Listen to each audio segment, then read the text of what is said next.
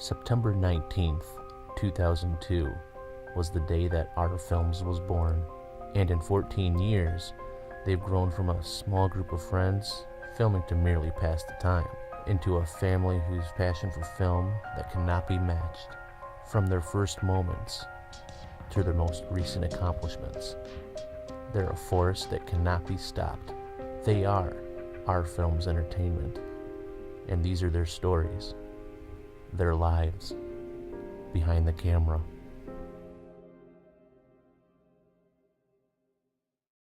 Derek Sanders was one of 3 original co-founders of Our Films Entertainment, and his dedication and loyalty through the start of Our Films' tender years definitely had shown, as he starred in a whopping 17 features between 2003 and 2011, which was 2 years before the Our Films rebranding in 2013.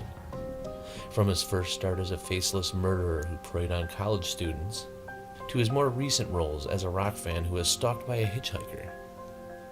And no matter what film he's done, from horror to action to comedy to drama, his heart always goes back to just one film.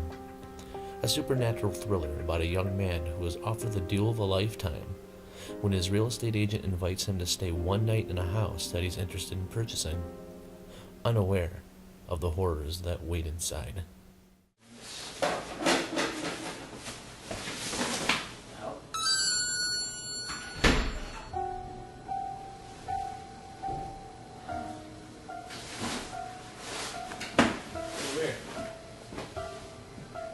Bet he's back and he's just trying to play this mind game with me.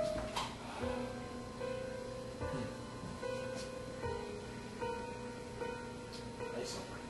Flashlight. Flashlight over here. There's a flashlight.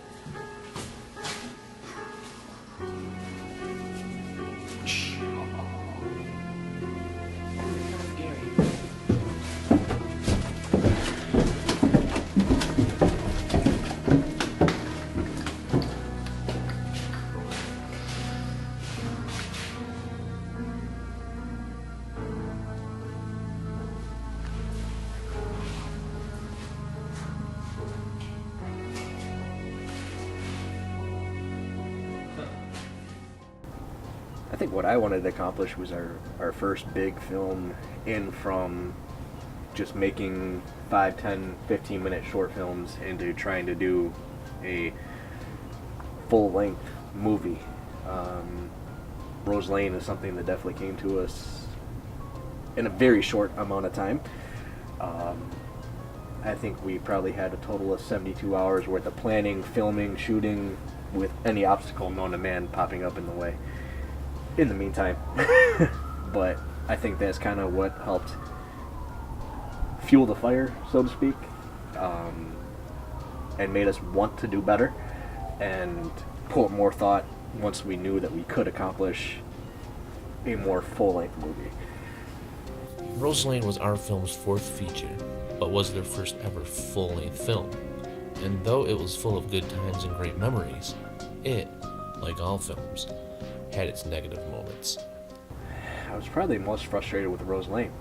Just the original shooting of Rose Lane, it was just, we had the big idea in our head and we weren't able to get it on film. We weren't able to give that movie the justice it deserved. We ran into obstacle after obstacle after obstacle, with people having to leave, neighbors coming over interrupting us. I mean, it was probably one of the more frustrating ones to do, just because we knew what we wanted and we couldn't get it. And I think that's why I personally feel that it deserves a remake and to be revamped, especially now that we have the special effects, we have the editing software, we have the ability to go through and give it what our original intent was. With the excitement of completing their first full-length feature, the Our Films crew became very anxious with providing more ideas to bring to life. So with that being said, they decided to write their first sequel. But it was easier said than done. For how Rose Lane had ended, there really wasn't room for a said sequel. But they attempted it anyway.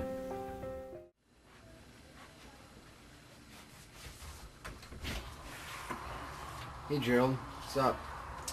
Man, if I told you Marquez once, I know I told you 1,000 times, you gotta call me 8-Ball. What's wrong with Gerald? Jer. Man, I hate Gerald. I can't go back to being Gerald Colas, realtor for Coldwell Real Estates. Rose Lane murder still haunt your career. That's too bad. 8-Ball, is it? Listen, When it comes to the Rose Lane sequels, I think we kind of got a little off track. I think we tried to...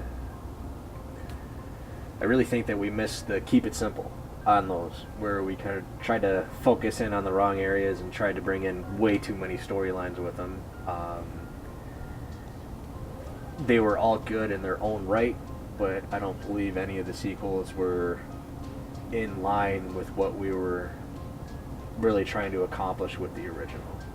By the time No Loose Ends had wrapped in 2006, our films grew tired of the Rose Lane trilogy and became very anxious to produce some other projects that they had been talking about for a while.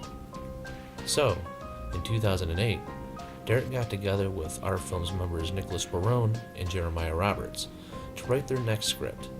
It was to be a found footage thriller about a group of filmmakers who pick up a hitchhiker unaware of his intentions.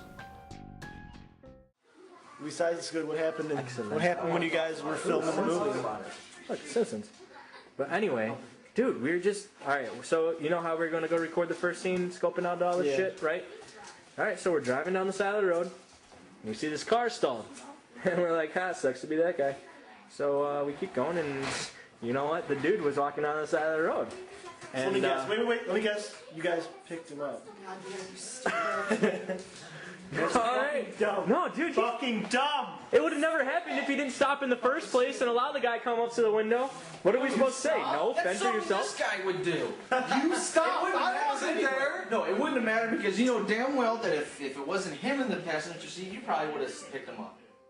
Third Wheel was probably one of my favorites just because it was probably one of the better quality ones that we did, that I was involved in, as far as just storyline and being able to get everyone to interact and move in. It was definitely more of a freestyle film, which I think that helped kind of bring it all together. Just being on set is awesome. It's fun. Just the behind the scenes stuff, the stuff that most people never see, they never get to experience, is just... The blooper reels are my favorite part of it, just because it's when you call everyone out on their mistakes and you have to go through and reshoot. I mean, it's time consuming, but it's fun. Great times was all the crew felt while on the set of the Third Wheel, and it definitely etched the spot for best shoot in his mind. And what's even greater is being able to reboot it 8 years later to make it even better. Yeah. What? Who the hell is here? You know what you expect, anybody? Someone order pizza? No, we got hot dogs. Sit down! Shut up! Whoa! Sit down! Sit the fuck down. Oh, shit. Sit down. Shit down. Who the fuck are you? Give the camera to Paul. I told you. Paul, you just give me the know camera. this guy? I wish I don't know this guy. Guys, Listen, man, I got fucking kitchen. Okay, I'm going. Shut the fuck up! I'm going. Oh, fuck, dude. Fuck up! It was definitely the second Third Wheel definitely had a lot more steady camera angles, a lot more thought out storyline. Our editing was definitely better for the second one, as far as being able to bring everything together. And my favorite part of the second one was getting pistol whipped, literally, but then hearing a cut and just telling everyone to keep rolling, because I don't even think the sound effects could have made that any better. He's talking about what he had to do over there. How fucked up it was. Well, this is more. Shut up! That came out, Oh no! Yeah, man. Just keep rolling, damn it. He keeps talking about what he had to do over there. How fucked up it was. Well, this is more. Shut up! Than that. Oh! Jesus. No. Paul, you did this. But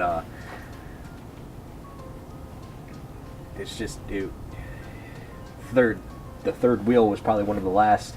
The original third wheel was probably one of the last fuller length movies I was involved in, and then one of the first fuller length movies I was involved in getting back into it.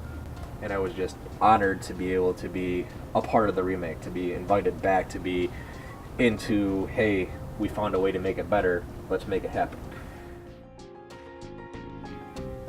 Derek isn't shy when it comes to expressing his opinion on whether or not he likes something. He'll flat out tell you that a lot of our film's features were either rushed, or could have been written, edited, or overall executed a lot better. And for a while, it was safe to say that our films was about quantity, not quality. It took us a little while to really get into the swings of special effects and try to make it look real. Camera angles and everything. We had a lot of mirror mistakes our first few years. Staring at the camera mistakes.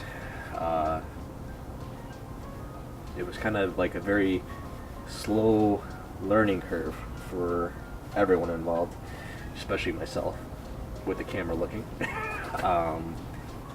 Other than that, I think we kind of just pretty much learned to slow it down and take our time and really put our energy and involve ourselves in the films. And I think that's what has really made it to become from where we're at 14 years ago to where we're at today. Renee? Yeah, a dizzy spell. A really bad one. What do you feel? Lightheaded. And everything's spinning. Well, from what I hear, it's not a bad place here. No, it's not. I mean, there's a lot of unfortunate children, according to what... No matter how much fun they were having, it was always a learning experience for everyone involved, and Derek will always be the first one to tell you exactly that. Actually, one of my memorable moments was when we were doing the Urban Legends of Michigan, and we put off in separate cars and went, and we had a whole list of different things we were going to investigate, and we ended up not being able to find like 2/3 of what my team was supposed to go out and find, but found a couple old cemeteries and stuff, got some really cool pictures through there and EVPs, and it was just nice because it was just we couldn't find it, so we kind of found our own way, kind of just made it work, go off script and just improv it, get the footage we needed to try to make it as good as possible. After the success of The Third Wheel and Urban Legends of Michigan, Derek only appeared in a few more features, which included 2009's found footage suspense Cornered, 2010's action-adventure Justified Vengeance, and 2011's drama Broken Bonds, until his eventual return in 2014. After his last film appearance in 2011, Derek decided to venture in a different direction, so he decided to take a short break from film to concentrate on the finer things in life. And that's when he met his future wife and love of his life, Hillary.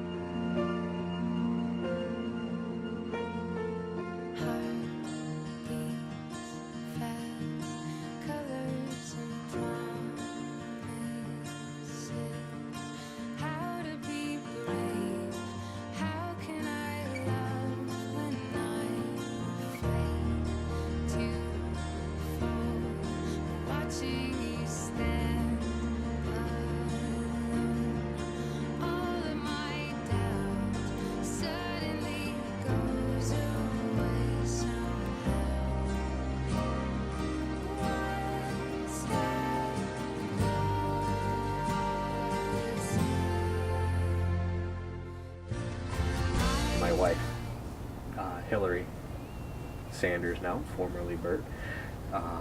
We got married on June 4th, 2016. One of the happiest days of my life. She's always been there for me. She's never said a negative thing to me. If I've wanted to do something, she has been there 100%, sink or swim, And whether it was sink or swim, she praised me for at least trying. And I can't even express the appreciation I had for that enough to be able to find a woman to stand behind me like that. Me and my wife love going out camping with everyone, just getting away for the weekend, sitting around a fire, drinking, and just being able to relax and forget about everything, even if it is only for a day or two at a time. It's just the best feeling in the world to be at one with nature, walk the trails, walk the campground, just do nothing and enjoy it.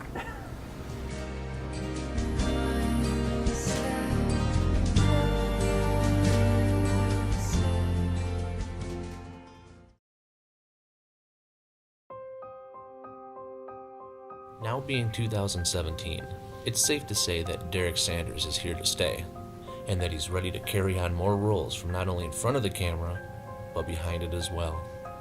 And with our films being as strong as ever, Derek has no doubt that one day, our films will get the recognition it deserves. Sure, he has his opinions and ideas, but nonetheless, it will be done. Definitely great for the name brand. Kind of get exposure, move out. Been doing a lot of the YouTube stuff, which I think is fantastic, being able to move out, branch out, let other people see what we can do. Fox 2 was definitely a huge advantage to that, especially thanks to Nick and Brian, who went on there and just nailed it, which kind of definitely helped bring awareness to what we were doing, and it kind of made you feel accomplished, like, hey, this is what we started and we're moving forward. We are more horror slasher kind of films, which is definitely our roots. It's where we all started. It's where we all love. We love being in the slashers, the horrors, the murders, and all that. But to really go anywhere in anything in life, you have to be diversified. I would really like to see us get a little more diversified into other areas. Always stay true to our horror roots, but be able to be more than just a horror movie company. I really hope to be moving forward and working on some bigger projects. I know it's going to be difficult in the next few months, especially with our main guy having a baby. Congratulations, Nick and Brittany Barone. But it's something that once everything gets settled down, I think we'll all be able to move forward with and really make work, and I look forward to what the future holds for our films. Being able to see everyone that I've known for 14, 15 plus years develop into where they are now. I mean, from a movie in a cemetery to where we're at now, 14, 15 years ago, I don't think any of us would have ever imagined we'd be where we're at today, in our personal lives, in our movie lives, and it's just fantastic being able to see everyone develop and move forward and really create what we envisioned 15 years ago. And the fact that we're all still together doing it, I think says a lot about all of us, that we are dedicated to this and we want to make it work, and it's amazing.